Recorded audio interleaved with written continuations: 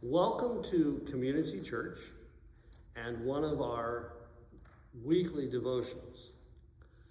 I'm Reverend Dale Brown, privileged to be one of the pastors here, along with the Reverend Dr. Bob Harris, and we have enjoyed immensely sharing these devotionals with you in the morning if you get up early, in the afternoon, or at the end of the day. They have, as we are told, been one of the most watched things this church has done online.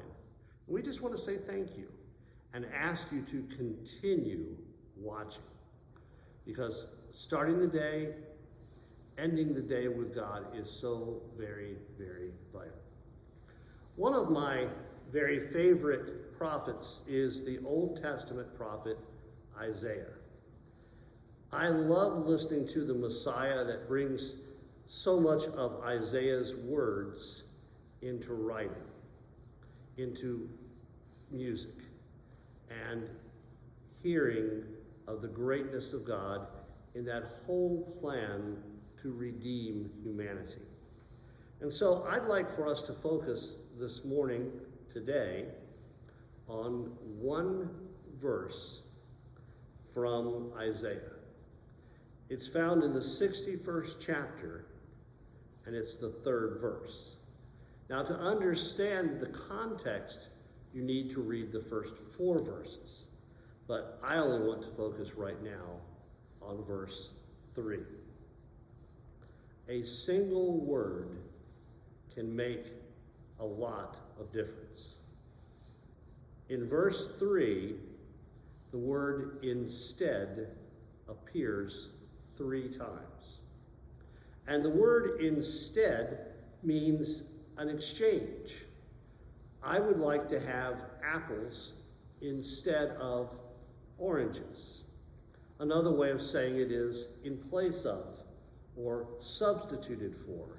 But for us in the text, verse 3, the word instead appears. So let me share with you those 3 times in which instead appears. First, we will receive a garland instead of ashes. In the Old and New Testaments, people used sackcloth and ashes when they were grieving, when there was a time of disaster, when something horrible had happened. And in this reference in Isaiah, it had to do in and around the time of the exile. And so it was truly a national disaster that lasted multiple years, not easily or quickly made right. God says that we will receive a garland instead of ashes. And a garland represents victory, joy, happiness, something to celebrate. And if you're in slavery or in exile, there's nothing to celebrate. God is saying that exile and pain, the need for ashes is going to end.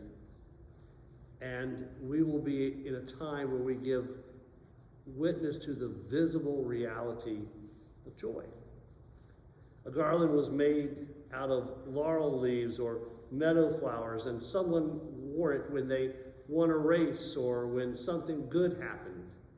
So instead of all the bad, it's going to be replaced by, substituted by, joy and goodness. The second thing is we will receive the oil of gladness instead of mourning. We understand what mourning is. During this time of COVID, we've thought about all the things that we've lost. I talked to one lady today and she said, it just seems like my house is getting smaller and smaller and smaller. I just need a change of scenery. And she said we had planned a trip to celebrate our anniversary and we had to cancel that trip. And she was mourning that reality, and rightly so, because it was one of those important anniversaries. But oil is that which provides healing. In the 23rd Psalm, the oil is used as a way of providing healing from the wounds and the burdens of daily life. In the parable of the Good Samaritan, oil is poured on the victim, again, to bring healing. My son will often tell me, "Dad, you look old." Probably he's right. But oil loosens the skin, restores the moisture in it, and brings out our very best. It brings out youthfulness. The third time in which the word instead is used is that we will have a mantle of praise instead of a faint spirit. A faint spirit is weak and lifeless, easily tired, not having that ability to hang in there and keep going and to complete or finish the task. But a mantle of praise has zest and confidence and life and hope, and a reality that we are reminded it all doesn't depend on us. So what is the larger context of these three uses of the word instead? Isaiah 61 verses 1 through 4 is a prophecy about the coming of Christ. God is looking at the immediate need of the people in exile and saying, I'm going to bless and change your lot in life. I'm going to restore your fortunes.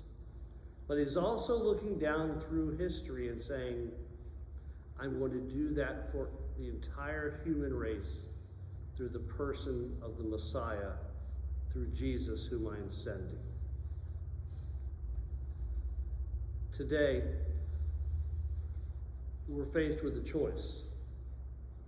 We can focus on all the bad stuff that's in the newspaper, all the divisions, all the problems, all the struggles, all the difficulties, maybe even in our own lives too. Or, and here's our word, instead, we can focus on God and the blessings that we receive every single day. I don't know about you, but I think focusing on God and the many blessings we have changes our attitude, inspires us to help others, and calls us to be more faithful disciples and effective witnesses for Jesus. And folks, I have to tell you, I want that instead of the other. God bless.